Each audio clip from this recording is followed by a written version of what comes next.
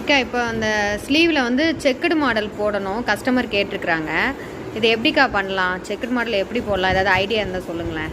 இப்போ செக்குடுக்கு வந்து நம்ம வந்து எல்லாமே வந்து ஸ்கேலை வச்சு நம்ம போடலாம். பட் ஆனால் வந்து அந்த செக்குடு வந்து கரெக்டாக இருக்கணும் அப்படின்னா அதுக்கு ஒரு ட்ரிக் இருக்குது. நம்ம என்ன பண்ணணும் அப்படின்னா இந்தமாரி ஏதாவது ஒரு ஸ்ட்ராங்கான ஏதாவது சின்ன அட்டையை மட்டும் எடுத்துக்கோங்க.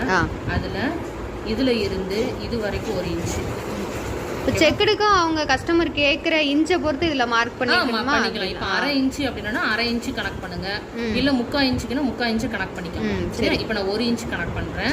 இந்த பக்கம் 1 இன்ச்சு, அதே மாதிரி இதில் இருந்து இது வரைக்கும் 1 சரியா 1 இன்ச்சை கணக்கு பண்ணிட்டு இதில் நல்லா ஸ்ட்ரைட்டாக வச்சு ஒரு கோடு போட்டுக்கோங்க.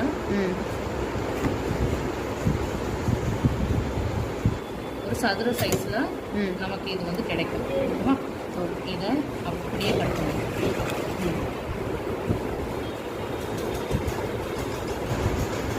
4 பக்கமே ஒரு இன்ச்சு வர மாதிரி ஒரு ஸ்கொயர் இது ஒரு சதுர சைஸ்ல நம்ம எடுக்கணும். Okay okay. இப்போ இதை வந்து முக்கோண சைஸ்ல எடுக்கணும். முக்கோண சைஸ்லனா இதுல அப்படியே இதை பாதி சரி. இதை அப்படியே ஒரு பாதியா மார்க் பண்ணி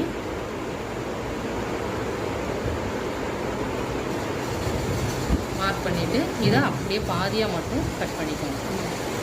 ஓகேவா? ஓகே. இப்போ பாதியா கட் பண்ணிட்டு இதை வந்து எப்படி ஸ்லீவ்ல வந்து நம்ம பிளவுஸ்ல வந்து இதை வந்து சென்டர் வந்து மார்க் பண்ணிருக்கோம். பிளவுஸ்ல சென்டர், ஸ்லீவோட சென்டர் வந்து கை சுற்றளவுல வரக்கூடிய சென்டர். இப்போ அந்த சென்டர்ல இருந்து கரெக்டா வைக்கணும். இந்த முக்கோணம் இருக்கு பாத்தீங்களா, இத வேணும் அதோட சென்டர். இந்த சென்டர் வந்து கரெக்டா இதுல வந்து நிக்கணும். ஓகே, இருக்குதா?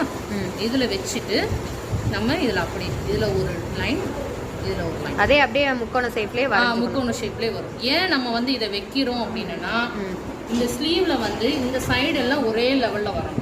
சரி. அதே மாதிரி நம்ம மேலே போடுற லைனும் வந்து கரெக்டா சதுர சைஸ் வரணும், டைமண்ட் ஷேப்லயும் வரணும். அப்பதான் நம்ம இதை வச்சு பண்ணாதான் கரெக்டா வரும். நம்ம இப்போ நீங்க 1 இன்ச்சு ஸ்கேல் பெருசா வேணும் அப்படின்னா இதை நம்ம ஸ்கேல் லெவல்ல அப்படியே வச்சு மார்க் பண்ணி இந்த ஒரு ஸ்கேல்ல இந்த பக்கமும் கோடு போட்டு நம்ம பண்ணலாம்.